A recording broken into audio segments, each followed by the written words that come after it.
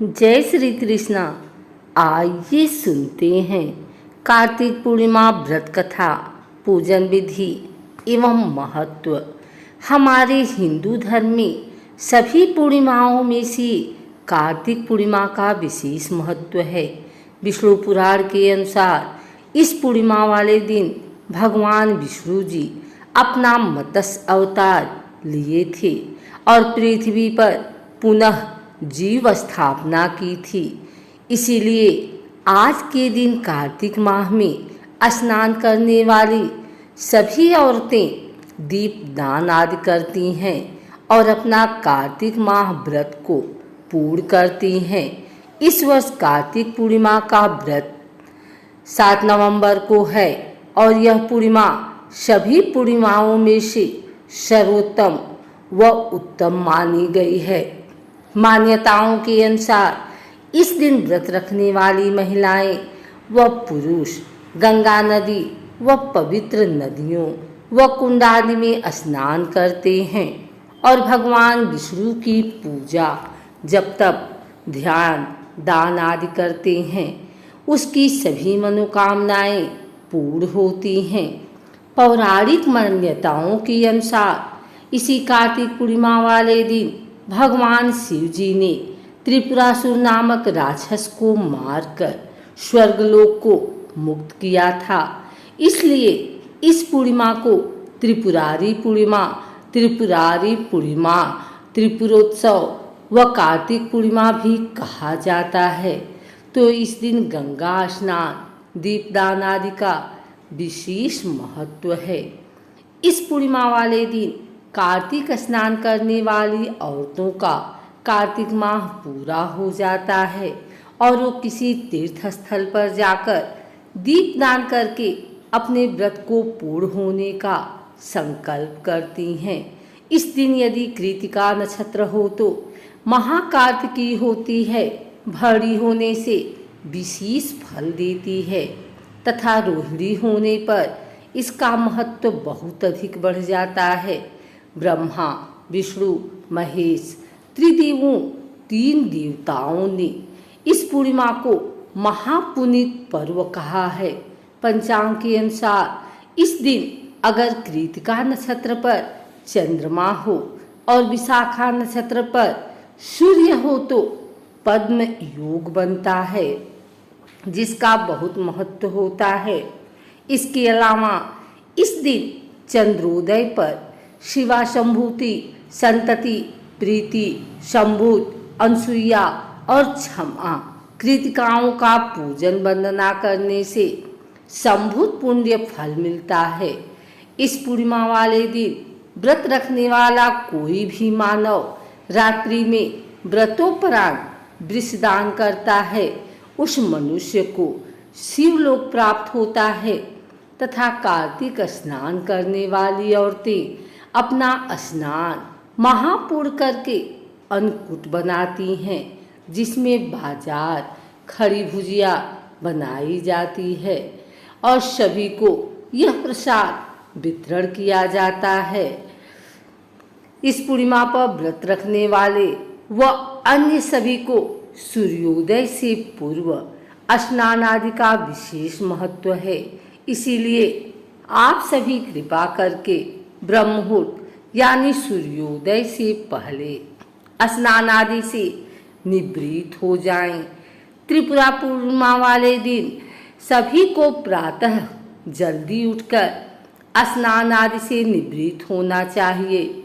इस दिन आपको गंगा जैसी पवित्र नदी में स्नान करना चाहिए। यदि आपके पास ऐसी कोई नदी नहीं है तो आप घर पर गंगा जल मिलाकर स्नान कर सकते हैं, जिसके बाद भगवान सत्यनारायण को जल का अर्घ्य देकर पीपल व तुलसी के वृक्ष को भी पानी से जरूर सींचें और अपने कार्तिक पूर्णिमा व्रत का संकल्प करें। इसके बाद भगवान विष्णु जी और माता लक्ष्मी जी की पूजा करें। पूजन में रोली, मौली, चावल, चंदन, घी, पुष्प, माला, अक्षत, पंचामृत, तुलसी दल, फल, मेवा, पान, सुपारी, नैवेद्य आदि से विधिवत रूप से पूजा करनी चाहिए। जिसके बाद आपको कार्तिक पूर्णिमा व्रत कथा सुनना चाहिए और आरती करें। इसी दिन संध्या के समय आपको किसी नदी या पवित्र तालाब के किनारे दीपदान अवश्य करना चाहिए।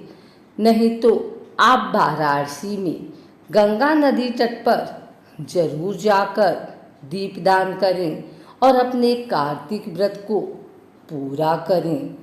एक समय की बात है, राक्षस तारकासुर के 3 पुत्र थे। तारकाच, कमलाच और बिंधुमाली तीनों बड़े ही पराक्रमी और मायावी वीर थे। एक दिन भगवान शिव जी के बड़े पुत्र कार्तिकेय जी ने तारकासुर का वध करके तीनों लोगों को मुक्त कराया। अपने पिता के कातिल से बदला लेने के लिए तारकासुर राक्षस के तीनों पुत्रों ने ब्रह्मा जी की घोर तपस्या की।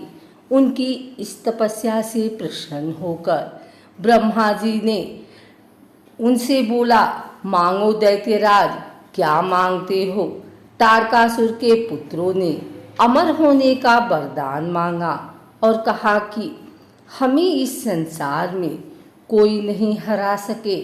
किंतु ब्रह्मा जी ने कहा कि तुम तीनों इस वरदान के अलावा कोई दूसरा वरदान मांगो।